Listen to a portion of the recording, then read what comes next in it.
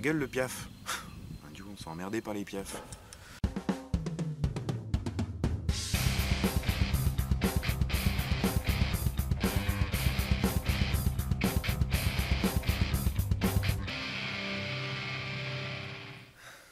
Salut tout le monde et bienvenue aujourd'hui dans cette nouvelle vidéo. Aujourd'hui je profite d'être un petit peu dehors pour vous faire un petit retour d'expérience sur mon AK ENL. Donc il s'agit du modèle AKS 74U, première génération de chez ENL, à savoir que bon, cette réplique maintenant est plus un collector qu'autre chose, parce que les premières générations ont duré assez peu de temps, il y a eu des petites modifications qui ont amené à la Gen 2. Donc tout ce que je vais dire va sûrement être adéquat aussi pour la Gen 2, mais là je traiterai surtout de la génération 1. Donc, pour commencer, après quelques temps d'utilisation, plus d'un an je crois maintenant, on va faire quand même un petit retour dessus, histoire d'en parler un peu. Déjà, accessoirisation. Qu'est-ce que j'ai rajouté dessus? Donc j'ai une sangle RS qui provient très certainement d'un vieux fond de stock russe de je sais pas tellement quand. La sangle, je fais un petit coucou à Chris Adams qui me l'a trouvé à la bourse militaire de Ciney. Quand il était allé, il avait dû payer ça quelques euros. Il m'a demandé si j'en voulais une. Bah, j'ai dit carrément, oui. C'est pas la sangle la plus pratique au monde, mais ça a de la gueule. C'est une petite pièce RS, ça va bien, c'est installé correctement. Et puis, c'est toujours mieux que la sangle cheapos que j'avais mis de base. Ça fait plus joli. Le silencieux que je ne mets pas tout le temps parce qu'il alourdit quand même beaucoup la réplique, donc un silencieux type PBS 4 que j'ai eu la chance de trouver en occasion, que j'ai juste modifié un peu parce qu'il était vide, donc 2 billes sur 3 tapaient dans le silencieux avant de sortir et c'était la misère. Donc ce que j'ai fait, c'est que j'ai juste rajouté un tube à l'intérieur, il y a un tube de plastique, c'était le tube de protection de livraison d'un canon en fait. Les tubes en plastique où les canons arrivent, ils sont dedans. Donc j'en ai pris un bout, je l'ai coupé à la bonne longueur, je l'ai inséré dans le silencieux pour guider correctement les billes, c'est impeccable, ça va nickel. Dernier rajout que j'ai fait, ça va être au niveau de la crosse, petite bande de cuir, normalement il devrait être un peu marron, un peu dans ce style là, mais j'avais que du noir donc j'ai mis du cuir noir. Là c'est moitié pour l'esthétique, moitié pour le confort, c'est comme un petit peu plus agréable quand on l'épaule. Plutôt que d'être posé sur l'acier, c'est mieux, ça rajoute un petit style et c'est plutôt agréable. Donc, comme toujours pour un rétex, on va faire quoi qu'il va pas. Quoi qu'il va pas, le seul souci que j'ai eu vraiment avec cette réplique, à savoir que quand elle est arrivée, elle n'était pas à moi, elle a eu un petit souci de sélecteur de tir, elle est repassée en SAV, ils l'ont downgradé, réparé le sélecteur de tir, impeccable, je suis à 320 fps pour quasiment 50 mètres de portée, c'est impeccable. Mais le seul souci que j'ai eu, ça a été ces chargeurs. Les chargeurs, donc ENL, j'ai eu du bol, j'en ai acheté 3 supplémentaires. Je les utilise plus.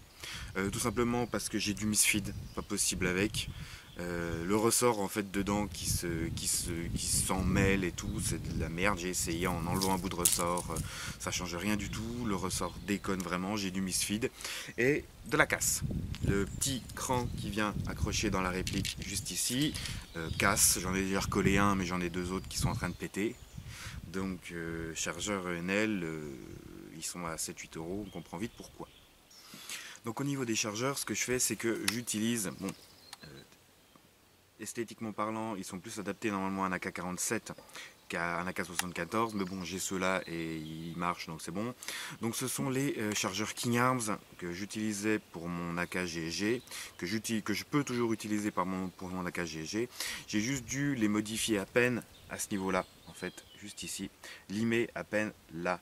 Et là, le petit escalier, en fait, le limer à peine un petit peu, enlever à peine un petit peu de matière pour qu'il rentre et pour qu'il se clipse correctement, ce qui est maintenant parfaitement le cas. Ils vont impeccablement bien dessus, il n'y a pas de souci. Donc voilà, niveau chargeur, c'est vraiment le gros défaut que j'ai à lui trouver, les chargeurs ENL qui sont vraiment pas top.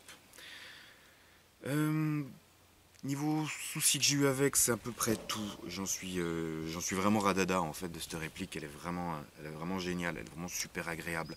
Elle a un poids qui est vraiment en même temps, c'est de l'acier. Hein. Elle a un poids qui est vraiment sympa à utiliser. Les gens hallucinent en général au niveau du poids. En plus là avec le silencieux, elle pique un peu vers l'avant. Je commence à choper un peu de la patine. Je suis content, je commence à choper des rayures, je commence à choper de l'usure, surtout au niveau du bois. Surtout au niveau du bois, ici je commence à choper avec la sangle et tout qui vient frotter contre. Au niveau de l'avant aussi, je commence à choper une belle petite patine de l'acier et du bois. Donc ça, je suis content quoi. Il faut qu'elle se patine, une AK comme ça, il n'y a pas à tortiller, il faut qu'elle se patine, hein, c'est obligatoire. Mais vraiment super agréable à utiliser, il n'y a pas à dire. À protéger, bien sûr, hein, c'est de l'acier. Vous voyez avec les reflets qu'elle a. Hein. On avait fait le test avec un aimant. C'est de l'acier, donc ça se protège. De l'huile pour ça. Je la huile un petit peu de temps en temps. Surtout quand elle a pris un coup la flotte, je la sèche bien, je la nettoie bien. Et je viens avec un chiffon passer un peu d'huile un petit peu partout sur toutes les parties en acier. Pour éviter qu'elle prenne de la rouille. Hein, parce que j'ai déjà eu un endroit... Je crois que c'était sur la détente, j'ai déjà eu une petite pointe de rouille qui s'amenait, donc je l'ai vite enlevé avec un petit peu de paille de fer et bien remettre un coup d'huile derrière. Parce que ce serait quand même dommage qu'elle rouille, après ça peut donner le style post-apo, mais j'ai quand même envie d'éviter un minimum qu'elle rouille. Elle est quand même belle, j'ai envie de garder ses reflets bleutés, gris bleu de l'acier, et vraiment top.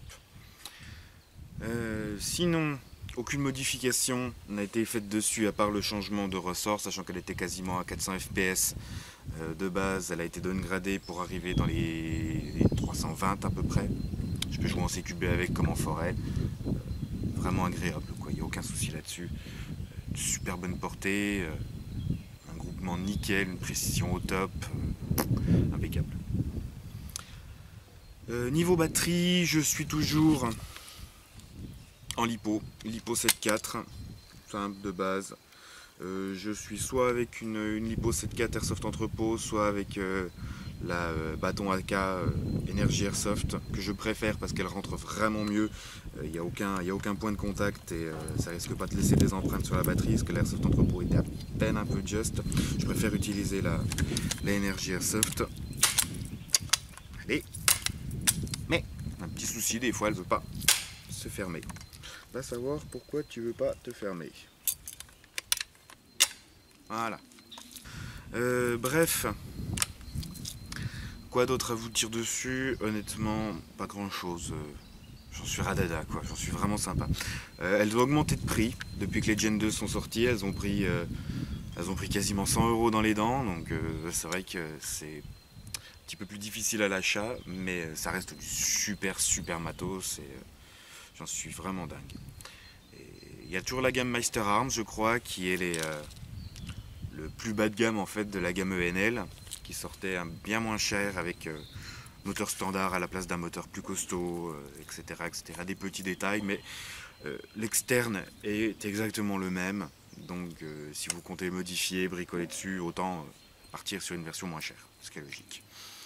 Mais honnêtement, moi j'ai celle-là, je l'ai achetée d'occasion quasiment neuve et impeccable. J'en suis vraiment fan. J'ai vraiment, à part ce souci de chargeur qu'elle a eu, j'ai vraiment eu aucun souci avec. Je l'utilise aussi bien en CQB qu'en forêt. J'ai pas besoin d'une grosse puissance, sachant que j'ai une très bonne portée. Et du coup, j'ai une meilleure réactivité, j'ai une meilleure cadence si je veux péter un coup de foule. Voilà quoi. Je suis vraiment fan.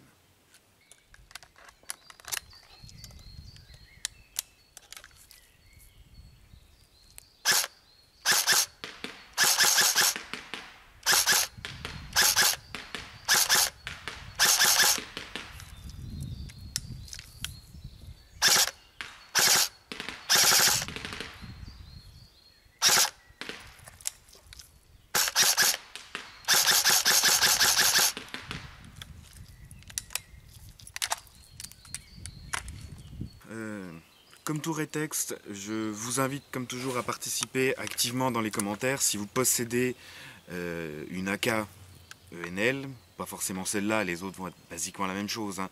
Mais si vous possédez une AK ENL, que vous avez eu des soucis avec, n'hésitez pas à les partager. Si vous avez réglé ces soucis en plus, n'hésitez pas à expliquer comment vous avez fait.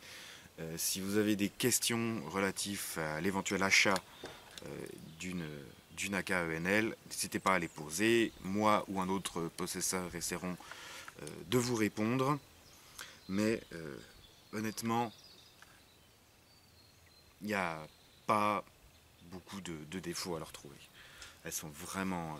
ENL a fait vraiment pour du chinois, en fait, c'est vraiment du super matos. Et moi, j'attends impatiemment l'éventuelle sortie d'un SVD.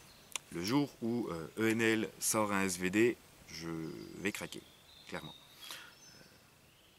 Si on veut du SVD full acier, actuellement, c'est Real Sword et c'est 800 balles. Donc ENL, ce serait bien de nous sortir un SVD un petit peu moins cher. Et avec les perfs qui vont comme on a l'habitude avec ce genre de réplique. Voilà. Honnêtement, j'ai pas grand chose d'autre à vous dire sur cet AK. Je le répète, mais j'en suis vraiment radada. J'en suis vraiment fan, je l'adore. Elle va super bien. Et c'est vraiment un achat que je ne regrette absolument pas. Et j'attends impatiemment d'autres sorties de la marque. Je suis attentivement l'évolution de NL. Et il y a 2-3 modèles que j'aimerais quand même bien voir sortir chez eux. Bref, c'est à peu près tout ce que j'avais à vous dire là-dessus. Je vous ai expliqué la participation que j'attends de vous dans les commentaires. Sur ce, comme toujours, je vous dis un grand merci pour regarder la vidéo. N'hésitez pas à liker, à partager, à commenter si vous avez quelque chose à dire, à vous abonner à ma chaîne si ce n'est pas déjà fait. Sur ce, je vous dis encore une fois merci de regarder. Salut, salut, RCT bien et à la prochaine.